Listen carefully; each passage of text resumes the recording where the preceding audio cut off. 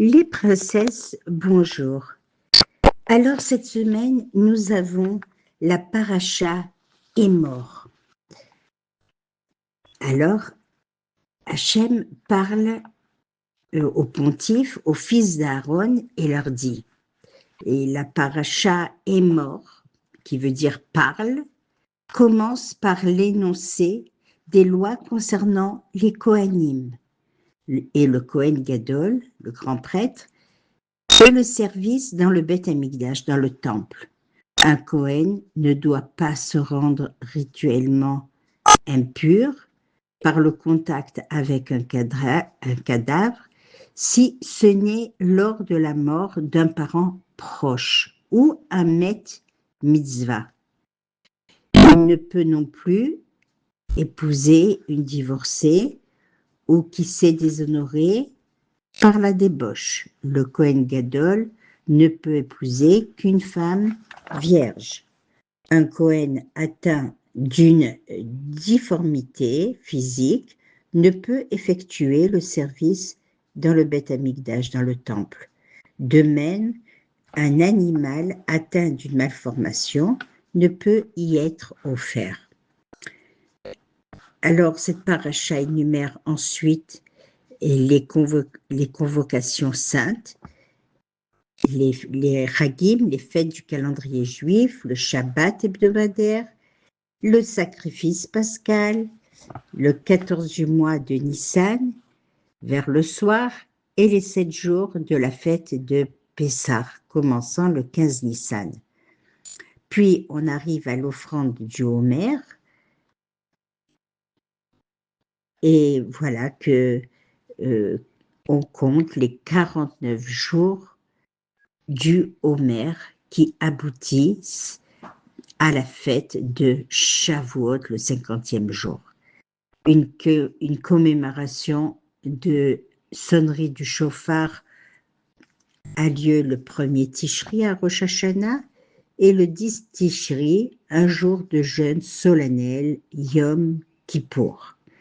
Puis on parle de la fête de Sukkot pendant laquelle, à partir du 15 Tishri, on réside dans les cabanes.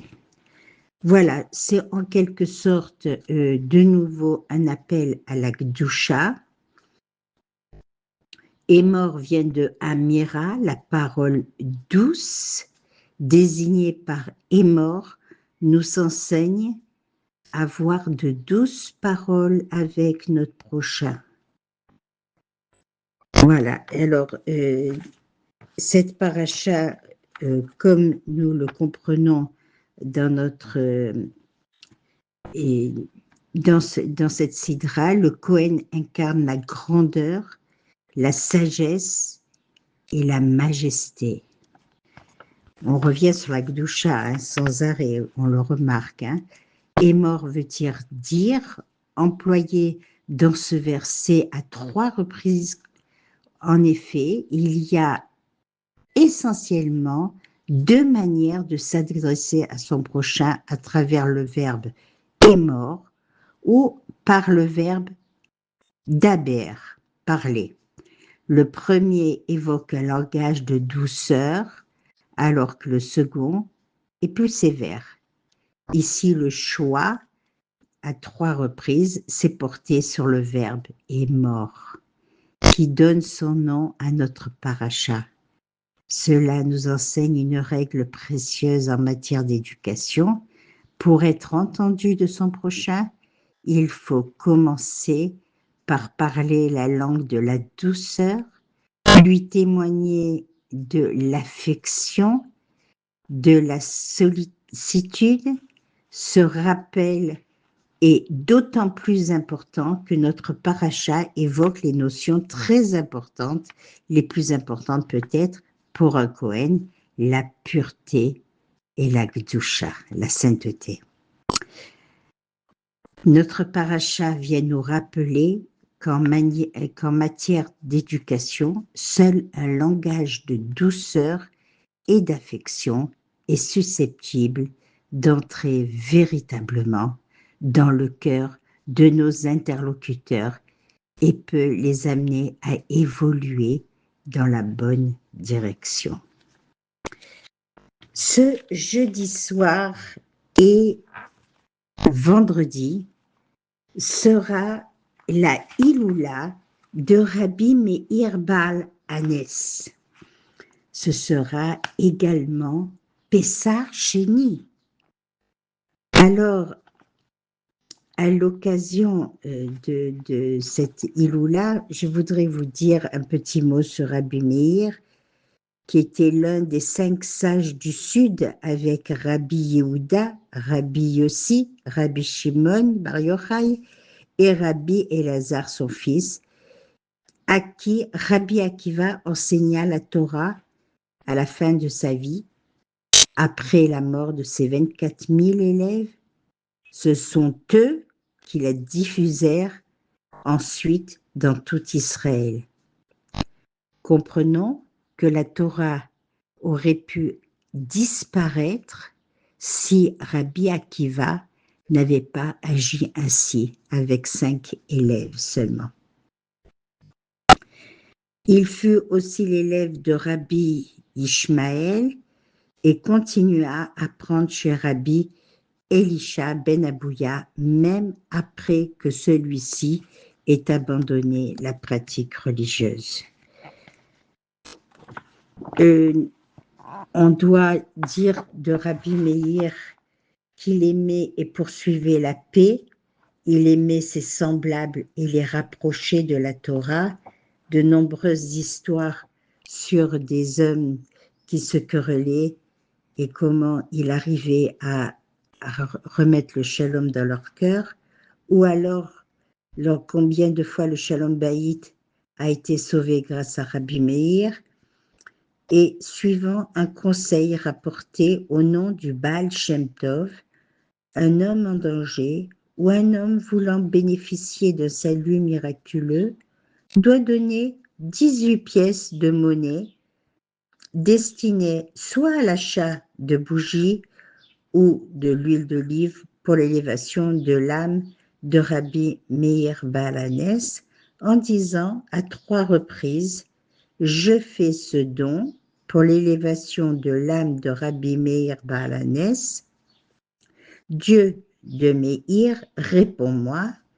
Hachem, notre Dieu et Dieu de nos pères, de même que tu entendis la tfila, la prière de Meir, ton serviteur, et tu opéras en sa faveur des miracles et des prodiges, agis de la sorte avec moi et avec tous les enfants d'Israël qui ont besoin de miracles cachés et visibles. Amen, Ken Yehi Ratzon.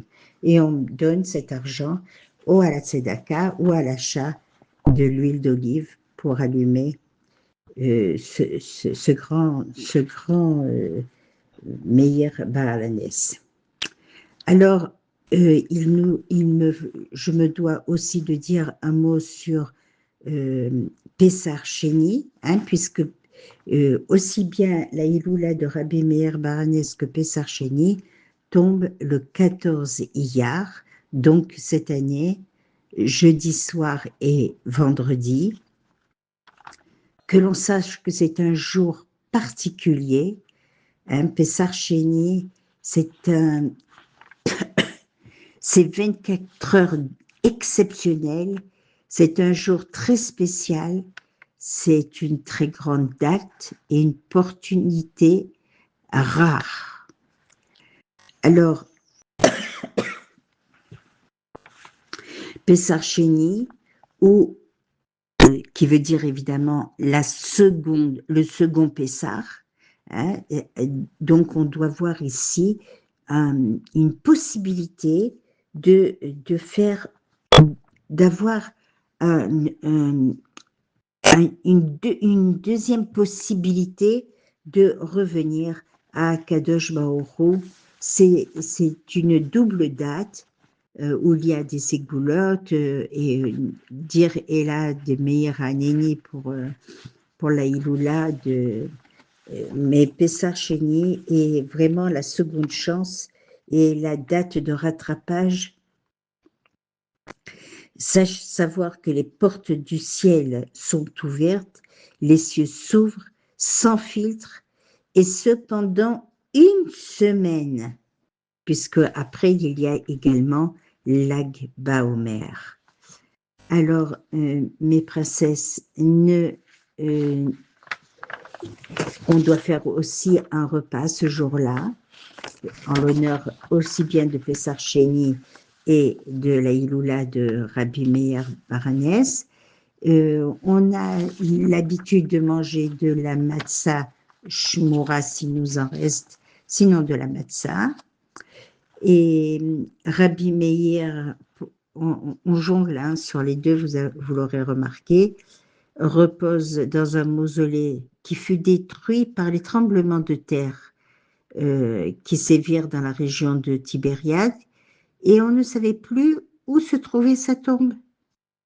Un jour, un berger, avec son troupeau, vint s'asseoir sur cette pierre et s'endormit. Et là, il rêva. Rabbi Meir Balanès lui dirent: tu te tiens en ce moment à l'endroit où je suis enterré. Le berger se réveilla aussitôt, ébahi et empli de crainte, il alla dévoiler son rêve aux Chachamim, aux sages de Tibériade. Ils vinrent sur l'endroit, creusèrent et trouvèrent la colonne qui ne savait pas où elle était ou qui était perdue.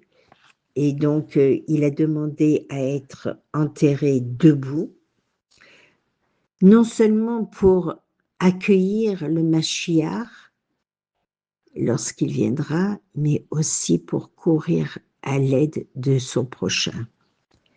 Voilà, c'est vraiment Pessar Sheni, on doit bien visionner que tout est récupérable.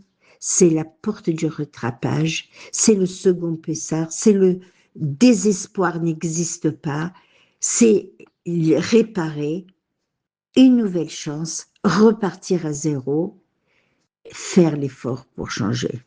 Voilà. Alors, mes princesses, très bonne journée, Shabbat Shalom et de très bonnes fêtes qui arrivent dans la joie. Ezrat Hashem.